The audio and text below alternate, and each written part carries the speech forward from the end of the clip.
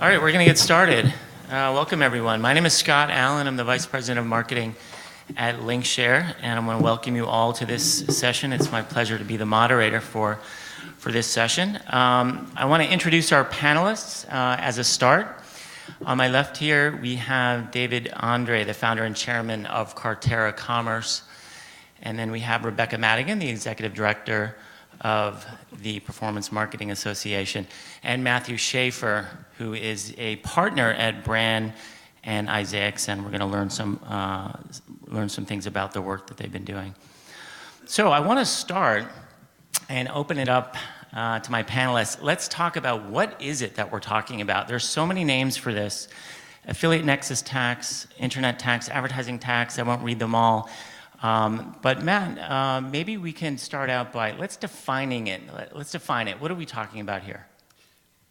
What we're really talking about is it's really the affiliate nexus tax that's the best term for what we're talking about here. But the issue that this slide tells us is that this has been known by a number of different names in different states. And what you need to focus on when you hear about a tax like this possibly being introduced in your state is what exactly is going on. And what's going on is an attempt to turn the relationship between affiliates and retailers into a basis for the state to impose tax obligations on that retailer. We're talking about retailers outside the state. So it's an attempt to use the relationship, the affiliate relationship, to expand the state's taxing power. And whatever name it goes by, you'll want to drill down and find out whether that's the one that matters to you when such a law is proposed in your state. So Matt, if I'm a retailer, I don't have a physical presence in this state, I may actually be liable to collect that tax under some of these laws, correct? And fundamentally, are we really talking about interstate commerce and the Constitution? Does it boil down to that? Yes, we are, Scott. I'll tell you what the Commerce Clause says, what it means in the area of state tax, and why it should matter to you. So what the Commerce Clause says is that Congress has the power to regulate commerce among the several states. Sounds pretty simple principle. It is in fact one of the core values of our Constitution. The reason, more than 200 years ago, the founders got together during a hot summer in Philadelphia to write the Constitution was in large measure because the young nation was plagued by state laws, parochial state laws, tariffs, duties, embargoes that were crippling the economy of the young country.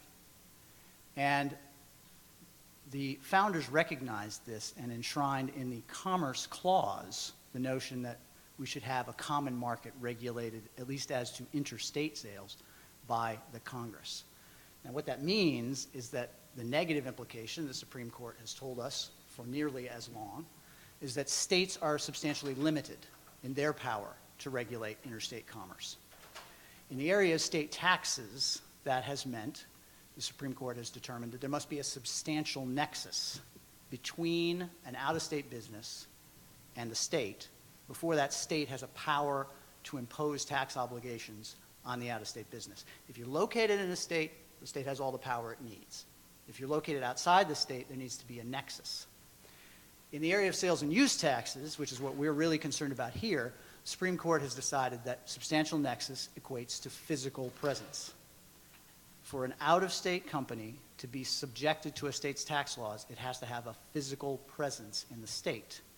Now, physical presence is pretty straightforward. You have employees, offices, facilities, property, you're going to have a physical presence. If you send employees in from time to time, you may have sufficient physical presence in the state. Where it matters here for us today is that the additional wrinkle is that if you have third parties acting on your behalf, so if a third party acts on behalf of a retailer in the state, that may be enough to constitute substantial nexus. So the theory here is that the affiliates are third parties acting on behalf of out-of-state retailers. And the issue is whether that's enough under the Constitution. And the good news is, for those of us sitting here, that in my opinion at least, it's not. The mere relationship between a retailer and an affiliate in the state by itself is not enough under the Constitution to constitute substantial nexus. And the last thing, why it matters. Retailers, if they can be subjected to tax obligations in every state where they have an affiliate, our nation is a system of dual laws, federal and state and local. We have 7,500 state and local taxing jurisdictions in the United States that impose some kind of sales or use tax. So this matters enormously to retailers, whether or not they may be subjected to the tax laws, the different tax bases, tax rates, exemptions, sales tax holidays, reporting obligations of 7,500 taxing jurisdictions. And the goal of the states with regard to these affiliate nexus taxes is to use the affiliates to make retailers collect their state and local taxes. So I think that's a great segue to our next slide here. So several states have passed, for probably the most popular phrase, Amazon laws. And I think from a network perspective, what's so confusing about these laws is they're all so different. And I think that each one has its own parameters. But Rebecca, maybe you can take it from here. Are they at least gravitating toward a certain model, or is each one different? It all started in New York, and I know Matt will talk a little bit more about New York in a minute, but it started in 2008 when New York passed the law, and unfortunately the Amazon law, or the Amazon tax, is kind of stuck with the press. And what is important to us in our industry is if it was just Amazon that this impacted, we wouldn't be up here fighting it. It would be their problem to deal with. The fact is, the matter is, it covers hundreds of retailers, and hundreds of retailers have severed their relationships with affiliates to avoid having to collect sales tax. And if you've lived in any of the states that are up on the slide, you most likely had your affiliate account terminated by a lot of retailers. We estimate on average affiliates lose between 25 and 35% of their income when one of these passes, and there are many affiliates that lose 70, 80, 90% of their income. So what do? They have to lay off people, or they have to get a job, get a real job, or they have to move. They have to move their business out of state because they can't afford the loss of that revenue. So it passed in 2008. Amazon immediately sued the state of Illinois. I'm sorry, New York. Sorry, whew, that was weird. Flipped there. It passed then in North Carolina and Rhode Island in 2009. It didn't pass anywhere in 2010, and then this year it passed in Illinois, Arkansas, Connecticut, and who am I missing here? Vermont and California. California is the big one. So now Vermont has an asterisk next to it. That was probably one of the most unique ones. Tell us about that one. Vermont has a poison pill. It won't go into effect unless 15 other states pass this law, and then Vermont will adopt it. So it kind of says something about the culture of Vermont, I think. I'm not sure. All right. But I want to point out that it hasn't been all doom and gloom. There have been several states that have passed these laws.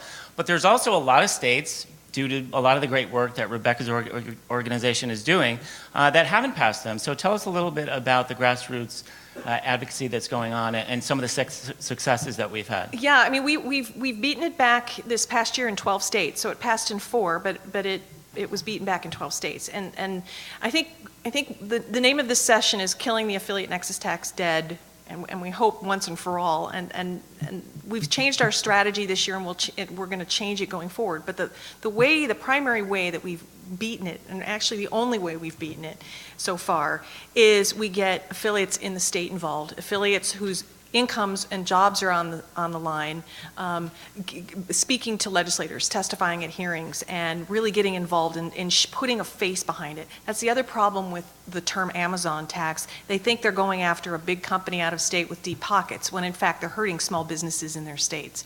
So the only way we've been able to make any headway is to put real people in front of legislators who are affected by the issue. And legislators legislate on behalf of their constituents. They are human, and they love hearing from constituents, and they love having an image of a person in mind when they're passing legislation, and it's been the most effective thing we can do. And we can't manufacture it. We can't buy that. We can't just throw a lot of money at it and make it go away. If we would, I'm sure there are a lot of deep pockets that would try. Getting real people in front of the issue is the only way we've been able to beat it. I think that's really important. So if you have a story out there and you have been impacted by this tax, I encourage you to follow up with Rebecca and tell your story. And it's really important to have a face on these stories, right? Mm-hmm. So with that, let's talk a little bit about Massachusetts. And David, turn to you. What happened in Massachusetts and what was done to thwart the effort there? Sure, thanks. Well, a little bit of context. I'm founder of Cartera Commerce. Cartera is one of the larger super affiliates. We run loyalty programs for top airlines and banks in the U.S. And at this point, we have over 170 employees. So we're a pretty substantial business, and we have a substantial portion of our revenue from affiliates, and therefore we have a lot of risk as a company. And Massachusetts is a state where there are a lot of interesting sized companies that derive part of their revenue from affiliates as well. I think there's a couple pieces of context here which are important. Number one, why are these weeds growing in my lawn? Why are these laws keep popping up? There's an ongoing battle between big box retailers and internet-only retailers. And the big box retailers are really trying to, in their view, level the playing field.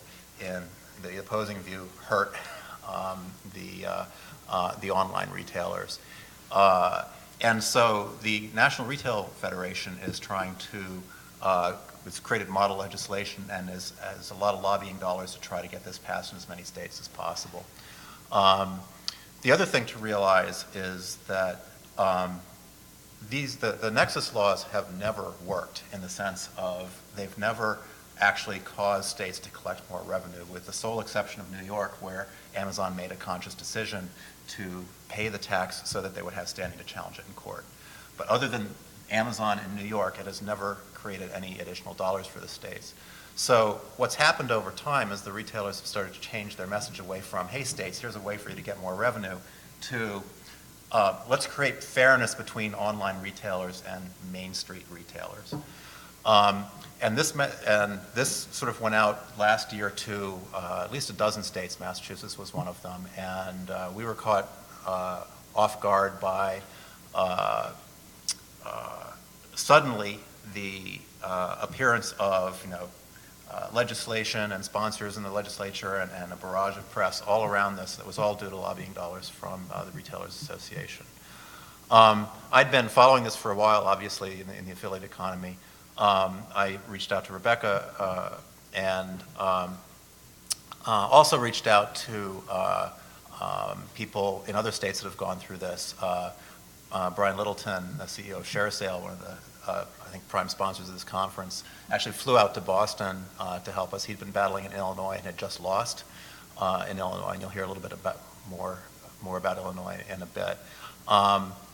And it was really eye-opening. I mean, everybody's first reaction is, okay, let's rally the troops. We've got thousands of affiliates in Massachusetts. Everybody should write their legislators, and they'll understand. I mean, right? It's so logical. It's so Everybody logical. Why would you? affiliate It's not going to marketing. generate any taxes, and I'm going to lose my, and I'm not going to be able to pay for my kids' college.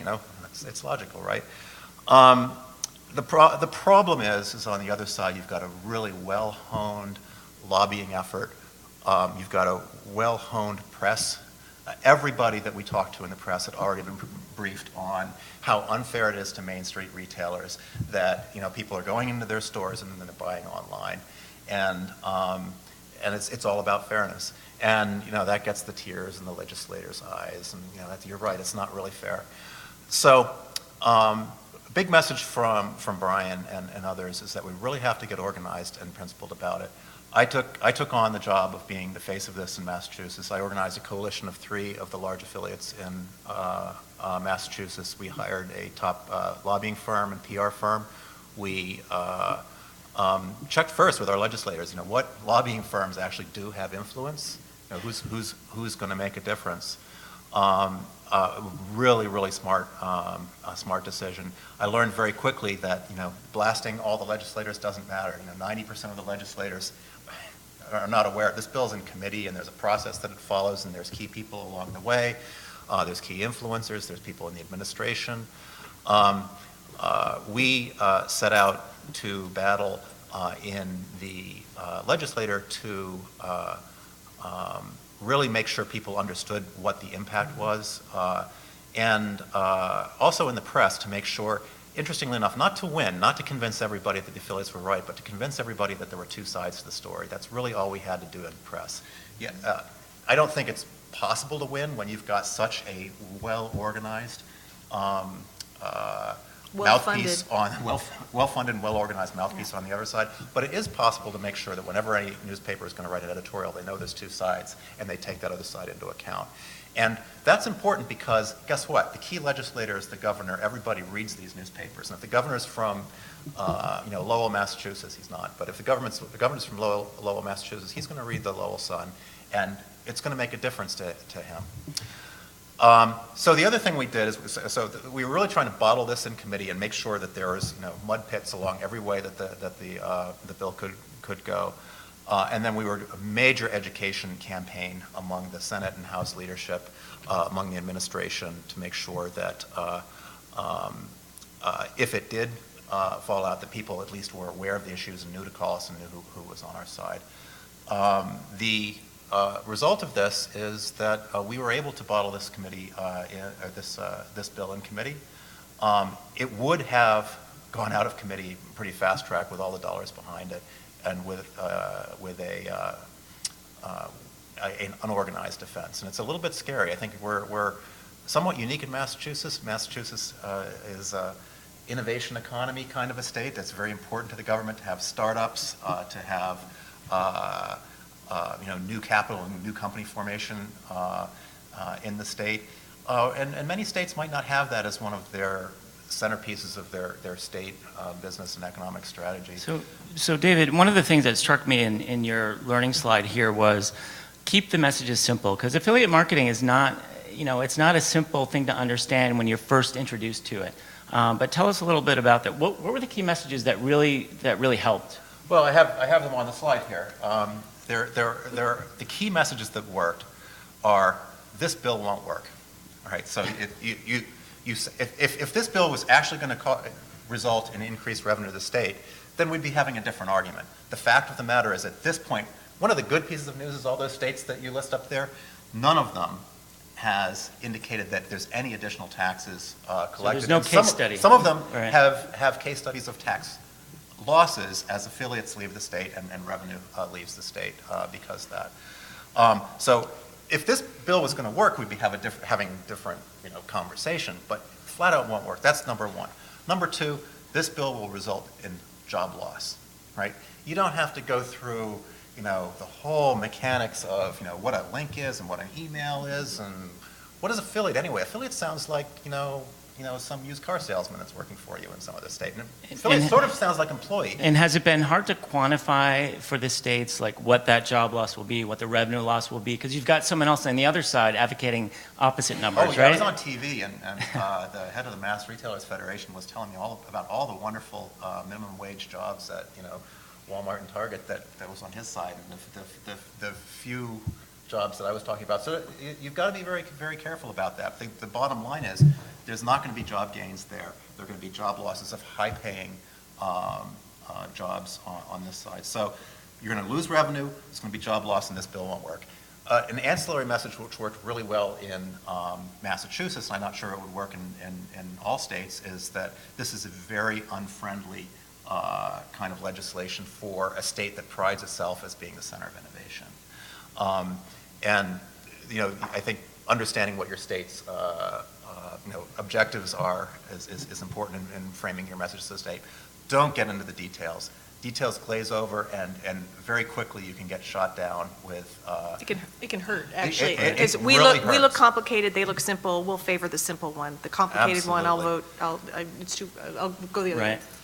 All right. So some good learnings from the Massachusetts experience. Let's move on now to the state of Illinois and the PMA's challenge to the Illinois law. Let's start, Matthew, by talking a little bit about what was it about the law in Illinois that was especially made it the right one to challenge? Sure, Scott. A little bit of context for you. So one of the problems with these laws is that defeating them in the legislature is the right place to begin. You want to defeat them before they're introduced if you can, and when they're introduced, you want to bottle them up in committee if you can. If they get it out of committee, you want to defeat them in the vote. If they pass, you want to do your best to see if you can't convince the governor to veto it. All those efforts were undertaken in Illinois, but the law ultimately was signed by the governor. And the reason that this law was one that begged, in essence, for a challenge is it was even more aggressive than the laws that had been passed in other states. It took the New York model farther. And what it does is it essentially attempts to exploit the mere relationship between the retailer and affiliates as a basis for the state to extend its tax powers over those out-of-state retailers. And it does it in the following way. So the bill in Illinois was called House Bill 3659. So HB 3659, what does it do? Illinois imposes tax collection obligations upon any retailer that maintains a place of business in the state. Okay, well that makes sense. Earlier you heard Schaefer say, well, if you have a location in the state has the power to impose tax collection obligations on you. Okay, that's fine. HB 3659 says maintaining a place of business in the state includes having a contract with a person located in the state pursuant to which that person, that affiliate, publishes a link on the affiliate's website to the retailer and receives compensation based on sales. That's all. Now, there has to be a minimum sales volume generated, but it's quite minimal, 10,000 in Illinois, from those relationships. But that is what the law says. It's enough, according to 3659, for you to merely have a relationship with affiliates in the state by which they post links on their site. And it was certainly enough to trigger some pretty swift reactions from some retailers, right? Who said, okay, they're going to remove affiliates from their program. Several Absolutely. hundred, yeah. Yeah. Yeah, as in other states, what retailers do, because the system of sales and use taxes in the U.S. is so complicated, and the issue of whether or not they can be forced to collect based on these mere relationships is one that is of real concern to them. They've terminated their affiliate programs. In Illinois, Amazon terminated immediately, Overstock did, and Several I think hundred, yeah, hundreds several. more Yeah. have terminated as well. So this has serious impact on the affiliates. In effect, the three of us here on the stage are folks who are doing our best to battle against this affiliate nexus tax. The goal is to kill it dead if we can. It's a little bit like the Hydra from Greek mythology, if you remember that. The Hydra cut off one head, two grow back. Legislation's been introduced in, what, 40, 50? 32. 32 states? Yeah. 12 in this past year, but prior years more. And the fact that the bill was defeated in so many states doesn't mean that the bill won't be reintroduced. If a state is successful, if a state like New York, which we'll talk about in a bit, has some success, it spurs further legislation. So in Illinois, the law was so much more aggressive that it invited this kind of challenge. And what we've done is to assert that the law violates the Constitution, the Commerce Clause that I talked about before. The Supreme Court's made quite clear that merely advertising is not enough to create a presence for an out-of-state retailer in a state. Merely advertising on the internet in a national way is not enough. And in addition, the law violates something called the Internet Tax Freedom Act, which is a law passed by Congress, who has the power to regulate interstate commerce, that says there shall be no discriminatory taxes. States do not have the power to implement a tax or a tax collection obligation that applies to online transactions in a way that it doesn't apply to transactions accomplished through other means. And what these laws do is they target online performance marketing as the basis for imposing tax collection obligations in a discriminatory way. And so our lawsuit in Illinois alleges both the violation of the Commerce Clause and of the Internet Tax Freedom Act. All right, so if you want to stay up to date on what's going on with the challenge to the Illinois law, please keep an eye on the performance marketing website. So there's going to be more news about that. Yeah, we filed June 1st. Sorry, just one quick. Yep. We filed June 1st. So we're just at the beginning of the process, and we're doing all the details it takes. It's going to take a while. All these things take a while. Litigation takes time, yeah, unfortunately. yeah. But. And money. Go ahead. I was simply going to say it's one more, when the law, we get brought in when the law reaches the stage where it's passed. It's best if you can do more to prevent it from ever being enacted. And that's something where I think, obviously, David described the process in Massachusetts in that regard, and Rebecca has fought this fight all over the country. And we'll talk about some other websites at the end of the discussion where you can go to get more information and more inspiration on how you can advocate your positions on these issues. Let's turn our attention to New York. New York's interesting because there have been some further rulings on this particular law. Let's dive into this one a little bit and find out where we are at this moment in time. Sure. The New York case was, Amazon challenged the law that was enacted in 2008 almost immediately. The New York law was the first of its kind, and there is a distinction between the New York law and the Illinois law, which is important as a legal matter.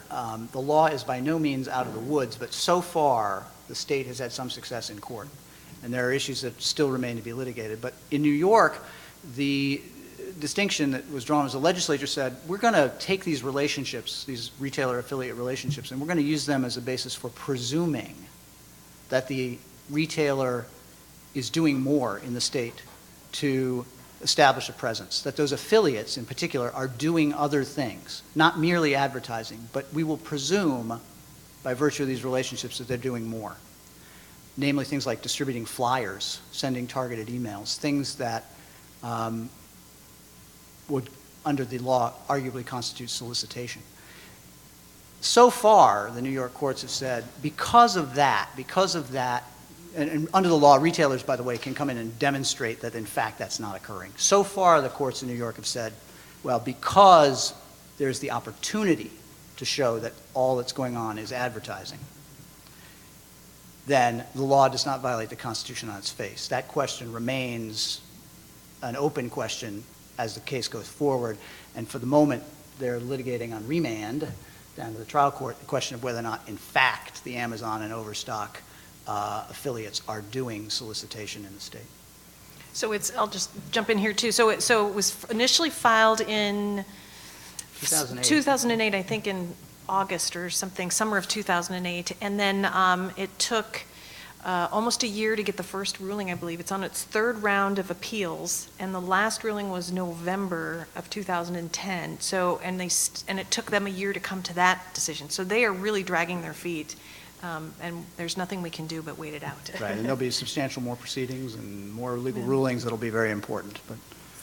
So more to come on New York. Let's talk about California and some of the alternatives that are now underway.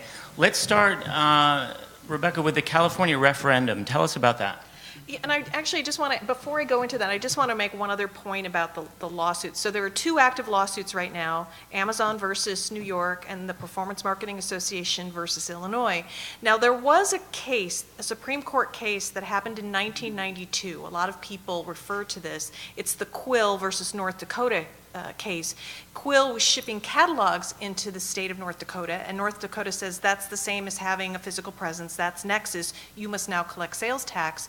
And in 92, the Supreme Court said no, advertising does not equal Nexus. And so these cases are relying on that initial Quill decision. That was before the internet. That though, was right? before the internet. Right. So it's going to be really interesting to see if these cases will make it back to the Supreme Court, or a lot of legal experts believe it won't, that the Supreme Court is perfectly happy with Quill, that advertising does not equal Nexus. So, I hope that we'll be able to get some clear rulings that will send a strong message to other states that say the Supreme Court is going to say this does not equal Nexus. And so there is a bigger picture stuff we're trying to work on now, not just at the grassroots level, because it's really hard to fight this hydra, and it just keeps popping up.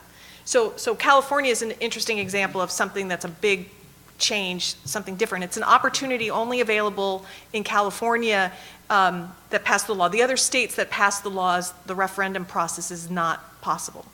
The referendum process in California says if you have, based on certain types of laws that are passed, you can fund, if you collect enough signatures on a petition, the law will be suspended and go on the next ballot for the citizens to vote on. So there's a short-term strategy here at work and also a long-term strategy to ultimately get the law changed.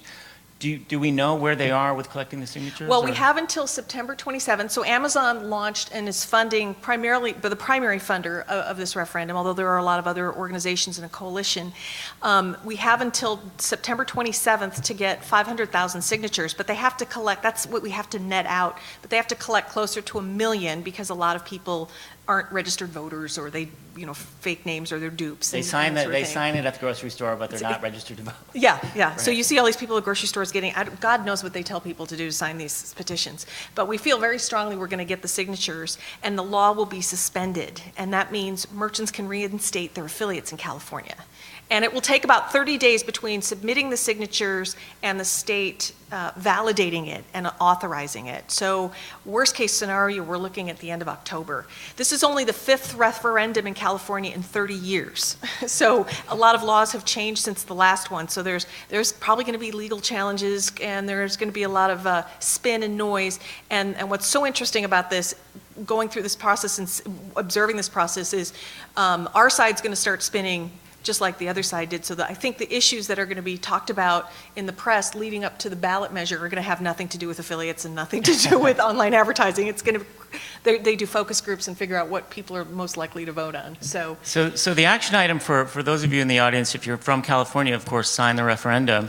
If you're talking to your advertisers, if you have been removed from a program in California, from California, then you definitely want to have that conversation that this referendum is underway, and if it is suspended, then retailers could actually put their affiliates back in their program, Right, at least until it gets sorted out. Right? Until it goes onto the ballot, and then if we win on the ballot, the law goes away, and it can't come back for several years. If we lose on the ballot, at least you've got 8 months being back in business, and we should have a warning, and you can prepare. That was the problem. This California law went into effect the minute the governor signed it. Usually it goes into effect several months later, and so it happened overnight. It was horrendous for affiliates and merchants too. It was very, very tough for everybody. But I think we have a good shot at this, and I think that's going to send a really powerful message. We have the time to explain to legislators and to the people what this is about. We need, beyond the signature gathering, we need people to, affiliates and anyone in California, to sign on to our coalition as well, so we have a long list of supporters for this, because the battles, it's really going to be an expensive battle leading up to the ballot measure. All right, moving on. Let's talk about the Durbin bill, and maybe, David, you could comment on this. I'll take this one. You want to take this one? Yeah, I'll take this one. There's this concept called Streamlined Sales Tax, and it's an initiative that's been around for about 10 years, and Matt was talking about all those 7,500 various tax rates around the country, and I think it goes up by 300 or 400 a year, that every state, city, county can impose its own percentage of sales tax. It's very complicated. Transportation district, stadium district. In some states, candy bars are taxed. Oh, actually, in Colorado, Kit Kat bar is tax-free, but a Snickers bar is taxable. Because Kit Kat has flour in it, and that means it's not junk food. Right, in Massachusetts, an item of clothing is tax-free up to the $175, but it's starting at $176, it's taxable. It's just crazy. So Streamlined Sales Tax is an initiative. It has the right intention, which is to set one flat sales tax rate for every state, for every category. So all food is taxed at a certain rate. All services are taxed at a certain rate. And it's very simplified. The intent is to make it very simplified. So this bill would actually require all retailers to collect this. Is that correct? Right. Well, this bill actually enacts the Streamline. So Streamline is a program that every state would buy into, and then this is the federal bill where, as Matt said, Congress is the only entity that can make sales tax, interstate commerce changes. This is the bill that would do that. The problem is, Streamlined is anything but simplified. It's become politicized. There's all these exceptions. Only 24 states have signed on to Streamlined, so it's not adopted in most states. So it's got a long way to go, and Senator Durbin of Illinois really is hoping, he's bought into this Main Street Fairness Act. So Illinois, when they passed the affiliate nexus tax, they called it the Main Street Fairness Act. Durbin, it's a totally different bill. He's calling it the Main Street Fairness Act. This is why it gets complicated. So honestly, my opinion, as just me, I don't think this bill is going to pass. But it's an interesting thing, because if we can get legislators to start focusing on really solving the problem of simplifying sales tax, as opposed to going at it, attacking our industry, we're all for it.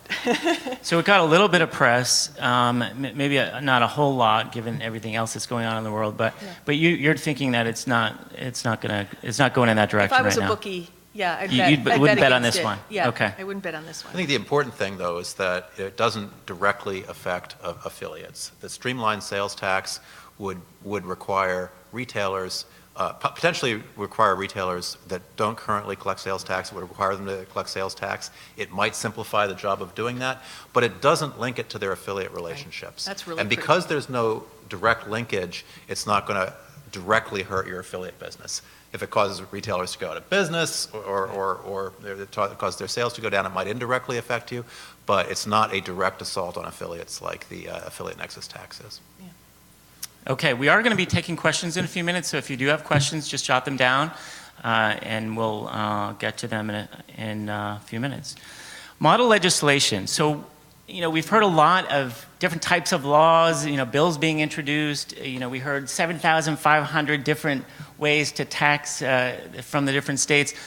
Where is this going, and what is the model legislation from your perspective, Rebecca? Well, there's a couple of industry associations for legislators and private sector. They work together on creating model legislation that solves problems, so it makes it easy for states to replicate. We've been working with an organization called American Legislative Executive Council, and it's primarily a conservative bent to it, so a lot of Republican legislators. And we're working with them on creating model legislation that very specifically says affiliate advertising is advertising, and affiliates do not establish nexus. We want that to be passed, and states can become safe harbors, so they can start to attract affiliates. So for example, when the law passed in Illinois, there were about 12 super affiliates in Illinois, and all but one moved out of state. And Wisconsin and Indiana opened their arms. If you know Tim Storm from Fat Wallet, the governor of Wisconsin was standing at the border welcoming his business to move to Wisconsin. And so we want states like that to pass this model legislation to make it safe for affiliates, and that's a guarantee they won't pass the affiliate nexus tax. So this is another one of those strategic moves that we're trying to do from behind the scenes to impact the outcome and kill off 4 Hydra heads at once. Right, and the state safe harbor legislation is not uncommon. There are a number of safe harbors in states for different types of business activity, and so to have a safe harbor for affiliate relationships would not be terribly novel, and obviously it would help address the problem. Yeah. All right, so we heard a little bit earlier that this is not just about Amazon, this is about small businesses and the impact on those small businesses. So probably the best piece of advice that maybe to come out of this session is to really understand what's going on in your own state, really be engaged with your state legislators, and that means writing letters, signing petitions, really being engaged with the people that are moving and shaping the laws in your particular state. What else can folks do, Rebecca, or any of our panelists to be involved in the organization? Well, yes, certainly we do track this activity, so you can follow the Performance Marketing Association, and we have information as up to date as we can possibly make it, and almost in real time. Sometimes, that's a challenge, right? yeah. I think think what's really fascinating for me to be involved in this, so my background is marketing. My background is not legislation. My background is not politics or tax or law at all. And what's become very fascinating, and maybe Dave, I think you'd chime in too, this is a process to get us involved in our own state's legislature. And so I think for your own personal reasons and for your own business, you should get to know your state legislators, your state representative and your state senator and your congressional legislators, because something else may come up. And if they know about you, they're going to think about you when legislation is involved. There's a lot of things out there like do not track and privacy legislation that's being discussed. Those are going to directly impact online advertising and e-commerce. And so getting to know legislators are very approachable. They want to know their constituents. And if you can take the time now when they're off session and get to know them and make sure they know what your business is, you're going to have an advantage. So for example, in North Carolina, where the law passed, an affiliate got to know his state legislator. That state legislator this year became Speaker of the House, and he's going to introduce a repeal bill for us if we can get enough support. So it's only because he knew his affiliate, his constituent who was affiliate, was he able to buy into this and help. So I think that's, on a personal level, I think everybody should get to know their state representatives. We have some postcards that are available at the back, and I think we passed out. On the back are 3 websites where you can register your support. The first is the Performance Marketing Association. We have an advocacy tab, and you can just fill out your name and email address, and we'll keep in contact with you on all the issues that are going on in the legislation. And things like privacy and do not track as well. There's another website we have called getbackinbusiness.org, and that's for California, and that's about the referendum. So you can sign the petition, not the actual signature petition, that has to be paper, but you can register your support for the coalition so we can add names to the list. And also we'll keep in contact with you about the progress of the referendum. And then the last one is called modernmainstreet.com. And this is a site funded by a group of affiliate marketers. And it's a way to also stay involved. You can upload videos about your business and any sort of personal story about how this will impact you. That will help us tell the story to legislators. So those are 3 websites where it just takes a few minutes to get engaged. And certainly if you want to join our organization, we keep in contact with our members as well. When these issues show up in your state, we'll need everybody's help to actually speak to legislators and fight this. And I can't say enough good things about Rebecca and the Performance Marketing Association in terms of the support they've been able to give us locally in Massachusetts, and I've seen this replicated in a number of states. So if there's really something that is raising its head in your state, you need to get in touch with the Performance Marketing Association and develop the strategy in your state with them as a resource. They're great. Absolutely. Okay. So with that, we are ready to take some questions. Does anyone have a question about a particular state? I would ask that you speak into the microphone that's set up right there in the middle of the hallway there. Or not the hallway, the aisle. The room there, yep. The aisle, that's the word I was looking for. Any questions? We do have one, all right.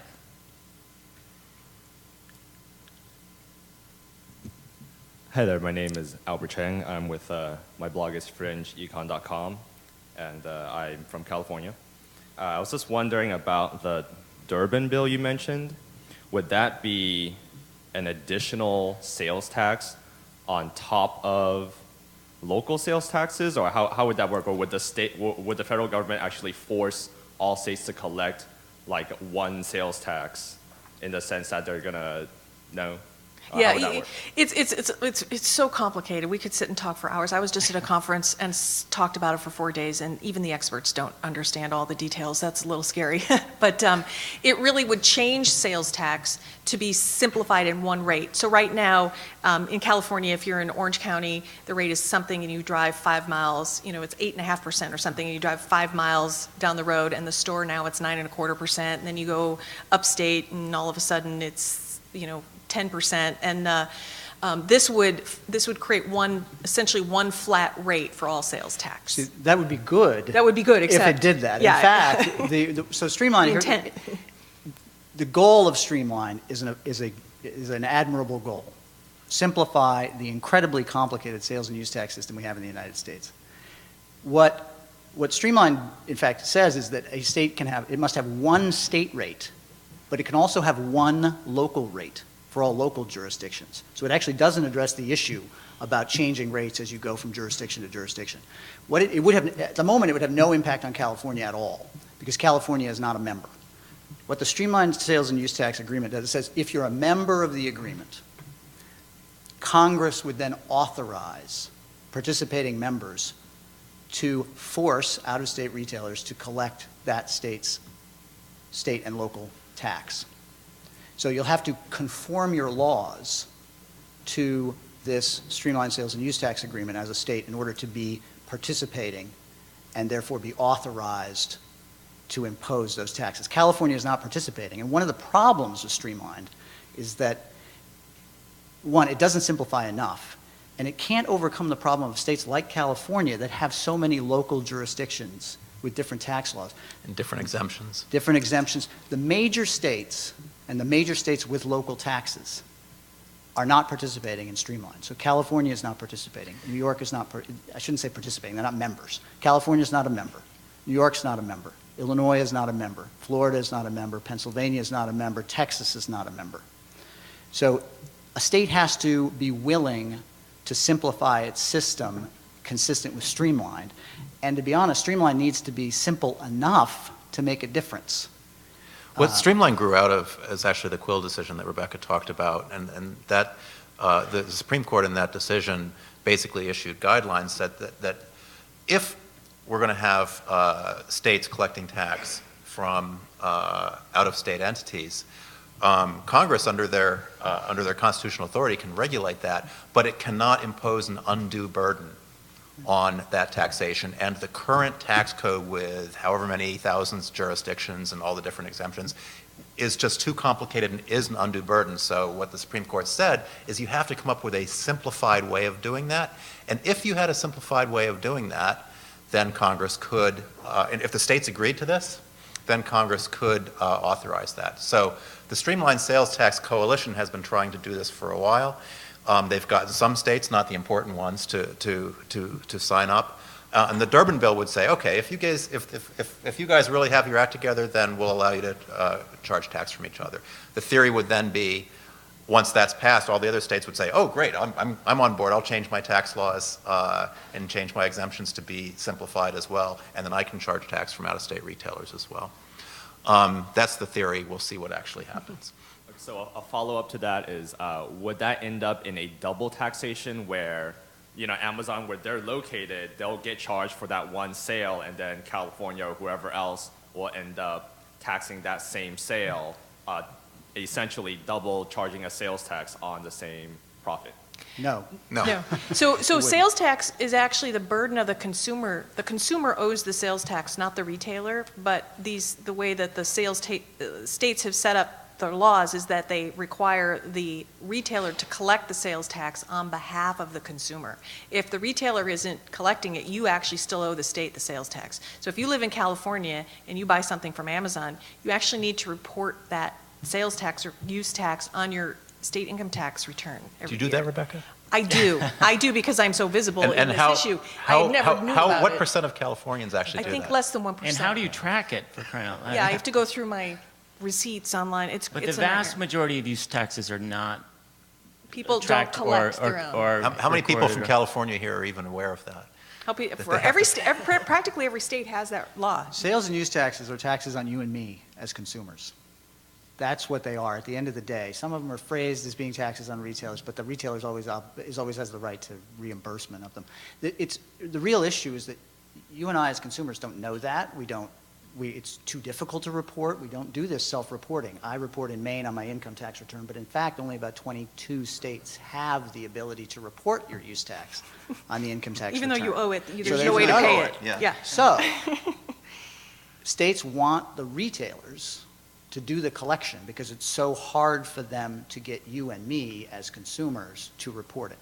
And what they try to do is that's the the collection obligation. It's a question about do they have the power to force a retailer to be the state's tax collection agent. And retailers who aren't located in that state, they don't have a lot of political clout for starters in that state. It's easy. Shift the burden onto those out-of-state retailers. Make them collect the tax even though they're not here, don't have any meaningful presence, don't benefit from state services beyond the general creation of a market, et cetera. So it's really it's a tax that is due from you and me, and the issue is, can states, under the Constitution, can they force out-of-state retailers to become the tax collection agent? But it doesn't result in a double tax. Okay, sorry, one more question. Do you have a study about the actual economic impact that maybe I could reference? So we're kind of developing that right now. I mean, we didn't have any states pass this law in 2010, and we kind of hoped we were done with this thing. And then it passed here. We're doing a survey of affiliates in each state where it's passed, asking them what did they end up doing? Did they stay and take a revenue hit? Did they have to lay people off, or did they move out of state? It's hard to get that information, and here's why. Affiliates don't register with us. Anyone can start a website and throw up links, and they can pull their links from the affiliate networks, from LinkShare, and so each affiliate network kind of knows who their affiliates are. But then affiliates belong to multiple programs and multiple advertisers, and so there's no central counting or licensing or registration or anything. So we have to reach these affiliates through our marketing efforts to get them to fill out the survey. So it's very hard to quantify, but we will have something that we hope to have out later in the fall. Individual states have had studies in terms of what the revenue impact is going to be, and generally these have come out as the revenue impact is negligible or negative. In Rhode Island, it came out as negative. Connecticut did a study when they were trying to pass the bill, where their own revenue department argued that it was going to be negligible or negative. Even in California, the two agencies came out and said, we're gonna make less than zero. We're not gonna collect any new sales tax, and we're gonna lose income tax. And then the governor, when he signed the bill, he said, we're gonna make $200 million out of this. Nobody knows where he got that number. Right. So the numbers are, To make sure people are following, so Rebecca's talking about the revenue impact on affiliates when she's saying that they're going to be working up on a study on what does it mean to affiliates when these laws pass, and retailers who don't want to be subjected to the obligation to collect taxes in jurisdictions where they have no presence. Many of them, Amazon, Overstock, hundreds of others in Illinois, terminate their affiliates. That hurts affiliates. Big surprise. They have a very negative revenue impact. What David's talking about is on the other side, states are saying, well, we're going to do this because it'll result in lots more taxes. Well, when the retailers terminate their affiliates, they don't become obligated to collect the tax, and there is no more tax revenue. So you have harm to affiliates, in-state businesses that generate revenue and employ people, and you have no tax revenue. The laws don't make sense, even just as a matter of public policy, but So it hasn't stopped. that's the mechanics of what happens under the covers, but it's also the very simple message which goes to legislators. This will kill jobs, reduce revenue, won't work. Thank you. All right, thanks for your questions. Another question. Come on up. Hi, my name is Iquanya. I'm with drjays.com. We're an apparel retailer. And I apologize if this was covered. I came in a bit late. But I was wondering, I've heard that there are some disclosures that retailers are supposed to make informing customers that there is that obligation for them to pay the state or local taxes. in some states. Colorado, that has- I think, is it Colorado? Colorado, South Dakota, they've passed some laws. So what you should know about that, that's actually, I mean, it's a related issue in that it talks about who has the obligation to report taxes. It's quite different from the affiliate nexus tax, but here's the state of Colorado passed a law which says, retailers, we want you to do three things. One of them is we want you to tell your customers, remind them that they have an obligation to pay taxes, that they have an obligation to report, self-report use tax.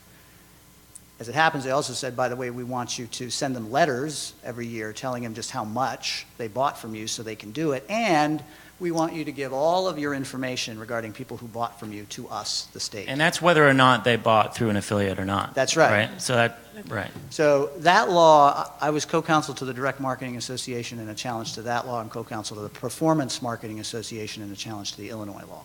That was a Colorado law. We successfully convinced federal judge in Denver that that law violates the Commerce Clause because it seeks to impose obligations upon retailers who are located outside the state that it does not impose on retailers located inside the state. After Colorado, so Colorado's law has been suspended.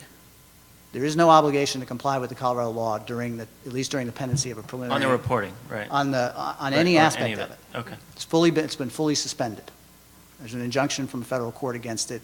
We're waiting for a final ruling. A few other states copycatted the first part, which is you should tell your customers that they owe use tax. Put a link on your website, put information on your forms. South Dakota, Oklahoma, and Vermont now. Vermont has that law in place until, it's going to go, in Vermont, that one turns off if the affiliate Nexus tax turns on. It's strange. 15 other It states makes They no make it sense. any more complicated. In any case, Everything it does. different there. Yeah. South Dakota and Oklahoma and Vermont would like you to tell your customers that. And that is a requirement of South Dakota law, and Oklahoma law and Vermont law. You should know that at least the South Dakota and Vermont laws specifically provide that there can be no criminal or civil penalty for the failure to comply.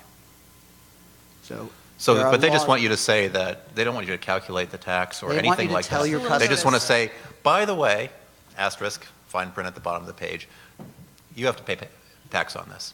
which And is true. if you're Which a is true. retailer and you don't put that notice up there, there's no penalty. There's no penalty. There's no penalty. I don't know. Just- What? Not giving you legal advice or anything, because I'm not a lawyer, but. But those are the 4 states that have passed laws of that sort. Colorado's has been specifically suspended. Vermont, South Dakota, and Oklahoma have laws on the books at the moment that tell a retailer, inform your customers that they are supposed to report the tax themselves.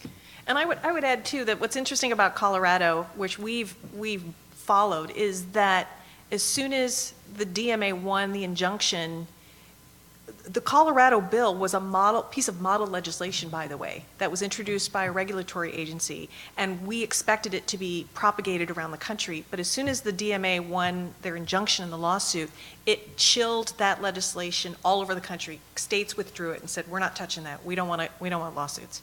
So we're hoping the same thing with our lawsuit as well. Tells other states, don't mess with the PMA, right? So. Thank you very much. All right, thanks. Any other questions? Okay, I have a question for our panelists. We're in summer now. Legislative sessions are going to start up again in the fall. Which states are on the front burner at this point? That's a really good question. I wish we had, all of the indicators we thought we understood are completely out the window. I mean, we used to think this is only going to come up in states that have a Democratic majority, and it's come up, and when Republicans would never introduce anything having to do with a tax. Well, we've had many states that have introduced, Virginia introduced it, it was a Republican majority state. Minnesota is a Republican state. So that indicator just, doesn't make sense. By and large, Republicans are our ally in this issue, but that's not always the case. Streamlined sales tax, we thought, it's not going to ever be introduced in states that have streamlined sales tax or a part of the program because they obviously want that as their option as opposed to this. But it passed in North Carolina and Arkansas, which are streamlined members, so that went out the window. I would say if the only indicator I think we can rely on is, does the state collect sales tax now? There are 4 states that do not. 5. 5 states that do not. I'm pretty sure they're not going to start collecting sales tax, so I think those are safe. Right. Virginia just reported a surplus for this year, so they're not in a budget deficit. So I'm thinking, and their Speaker of their House told me personally there's no appetite for it in Virginia this coming year. So. I think that what's really going on is there's a battle between big box retailers and the big internet retailers, and the affiliate marketers are collateral damage in that battle if we're not very careful. And where this law gets introduced is somewhere in a strategy session in Retailers Association and on the other side with the big internet retailers as well. In Massachusetts, the streamlined sales tax just made it out of committee. Here it is in the dog days of summer, and it just made it out of committee. personally, I don't really care that much. It doesn't directly affect my business, as I said before, but I do care because the retailers are 100% behind that, and at any instant, they could start attaching the affiliate Nexus legislation onto it. So I'm watching that. I've got my eyes on every move. I believe that right now they're planning their next moves for the next legislative session next year, and we just have to be vigilant, as they say in Harry Potter, constant vigilance. The hydra's not dead, so it could rear its head in any of your states if you're not already in a state where it's passed. And so you need to be attentive to that. We're fighting it in different ways, seeing if we can't kill it dead. We need you to help.